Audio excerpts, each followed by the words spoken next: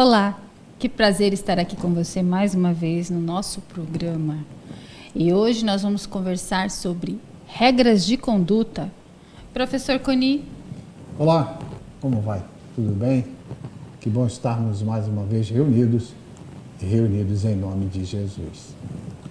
Hoje vamos ler um capítulo do livro das Escrituras Sagradas, em Marcos 13. Jesus prediz a calamidade e sinais que precederão a segunda vinda. E, saindo ele do templo, disse-lhe um dos seus discípulos: Mestre, olha que pedras e que edifícios. E respondendo Jesus, disse-lhe: Vês estes grandes edifícios? Não ficará pedra sobre pedra que não seja derrubada. E, assentando-se ele no Monte das Oliveiras, defronte do templo, Pedro e Tiago, e João e André lhe perguntaram em particular: Dize-nos quando serão essas coisas e que sinais haverá quando todas essas coisas se houverem de cumprir? E Jesus respondeu-lhes, começou a dizer: Vede que ninguém vos engane, porque muitos virão em meu nome dizendo: Eu sou o Cristo, e enganarão muitos. E quando ouvirdes de guerras e de rumores de guerra, não vos perturbeis, porque assim deve acontecer, mas ainda não será o fim. Porque se levantará nação contra nação e reino contra reino, e haverá terremotos em diversos lugares, e haverá fomes e alvoroços. Essas coisas serão o princípio das dores. Mas estais vós de sobreaviso, porque vos entregarão aos concílios e às sinagogas, sereis açoitados e sereis apresentados ante a governador e reis, por causa de mim, para lhes servir de testemunho. Mas é necessário primeiro que o evangelho seja pregado em todas as nações. Quando, pois, vos conduzirem para vos entregarem, não estejais ansiosos e antemão pelos que haveis de dizer, mas o que vos for dado naquela hora, isso falai, porque não sois vós o que falais, mas o Espírito Santo. E o irmão entregará à morte o irmão, e o pai o filho. E levantar-se-ão os filhos contra os pais, e os matarão. E sereis odiados por todos por causa do meu nome, mas quem preservar até o fim, esse será salvo. Ora, quando vos virdes a abominação da desolação que foi predita pelo profeta Daniel, estando onde não deve estar, quem lê, entenda, então os que estiverem na Judéia, fujam para os montes. E o que estiver sobre o telhado, não desça para casa, nem entre para pegar coisa alguma de sua casa. E o que estiver no campo, não volte atrás, para pegar as suas vestes. Mas ai das grávidas e das que amamentarem naqueles dias. Orai, pois, para que a vossa fuga não suceda no inverno, porque naqueles dias haverá uma aflição tal, qual nunca houve desde o princípio da criação, que Deus criou até agora, nem tampouco haverá. E se o Senhor não sobreviesse naqueles dias, nenhuma carne se salvaria, mas por causa dos eleitos que escolheu, abreviou aqueles dias. E então, se alguém vos disser, eis aqui o Cristo, ou ei-lo ali, não acrediteis nele, porque se levantarão falsos cristos e falsos profetas, e farão sinais e prodígios, para enganarem, se for possível, até os eleitos. Mas estai vós de sobreaviso, eis que eu vos predisse tudo. Ora, naqueles dias, depois daquela aflição, o sol se escurecerá, e a lua não dará o seu resplendor. E as estrelas cairão do céu, e os poderes que estão nos céus serão abalados. E então verão o Filho do Homem vir nas nuvens com grande poder e glória. Então enviará os seus anjos e ajuntará os seus eleitos desde os quatro ventos, da extremidade da terra até a extremidade do céu. Aprendei, pois, a parábola da figueira. Quando já o seu ramo se torna tenro e brota folhas, bem sabeis que está próximo o verão. Assim também vós, quando virdes sucederem essas coisas, sabei que já está próximo às portas. Na verdade vos digo que não passará esta geração até que todas essas coisas aconteçam. Passarão o céu e a terra, mas as minhas palavras não passarão.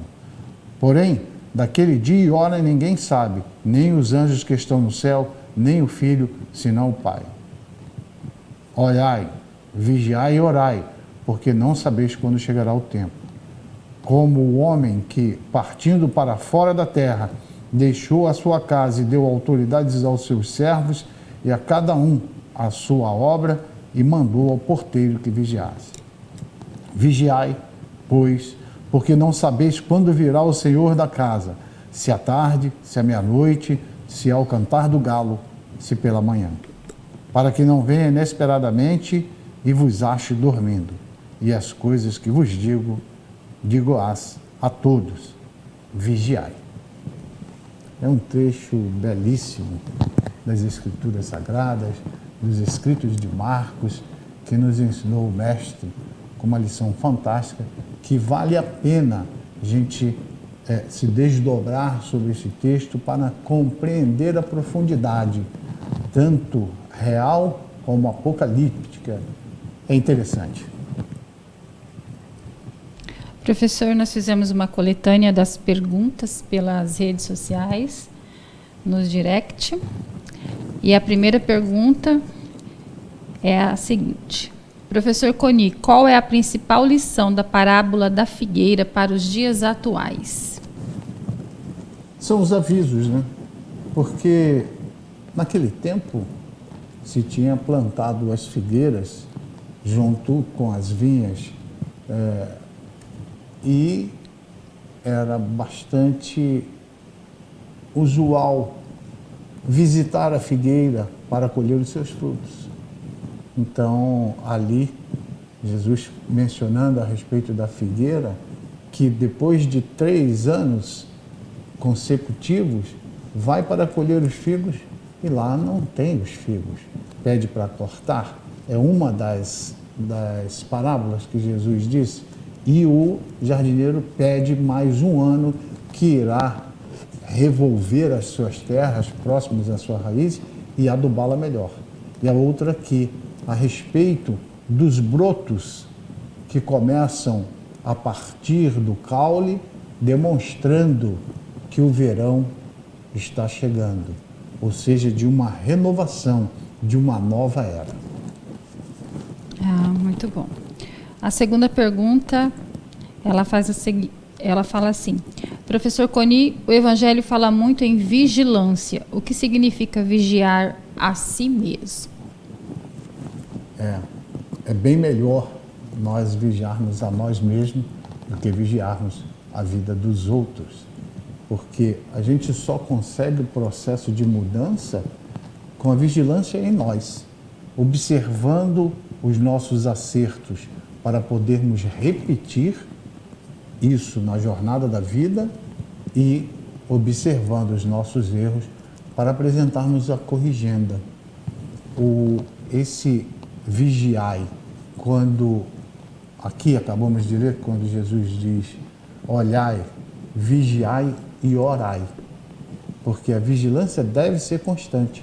Também mencionado no texto que nós acabamos de ler, a respeito de ser vigia. Vigia é aquele, o vigia da obra, é aquele que não permite que entre qualquer coisa e qualquer pessoa, e que não saia da obra qualquer coisa e qualquer pessoa. Então, manter essa vigilância é importante sobre todos os aspectos. E esse também vigiai as coisas da natureza, porque são sinais que são dados para a gente. A gente às vezes passa tantas coisas perto da gente, despercebida, que a gente não consegue entender os sinais.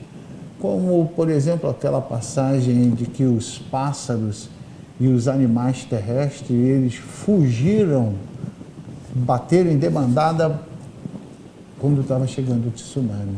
Ou seja, e o ser humano invigilante, eles ficaram nas praias, ficaram curtindo no hotel, então aconteceu um desastre. se tivesse atento, se tivesse vigilante junto com a natureza, eles também teriam se afastado e não teriam sofrido.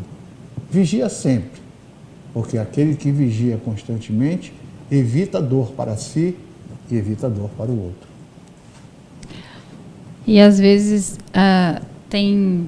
antigamente a gente ouvia muito orai e vigiai, mas conforme a gente vai criando maturidade, é o vigiai e orai. Exatamente. Não é, professor? Porque exatamente. Se você vigia, são os mínimos detalhes, que os detalhes fazem a diferença na vida da gente. Então, como o professor acabou de falar, fique atento. Isso é vigiar. Fique atento aos sinais. E os relacionamentos da gente, eles dão sinais quando você está conhecendo uma pessoa, seja de amigo, seja na vida amorosa. Sempre os sinais vão aparecendo. E isso é vigiar esses sinais, ver até onde você consegue ir, até onde você pode fazer para modificar, para poder não incorrer em erro de ficar teimando numa situação que às vezes lá na frente pode te trazer o prejuízo. Então, vigiai e orai. Vigia, deu sinal, ora, pede para o teu anjo da guarda, teu mentor espiritual te proteger, te guiar, te dar intuições.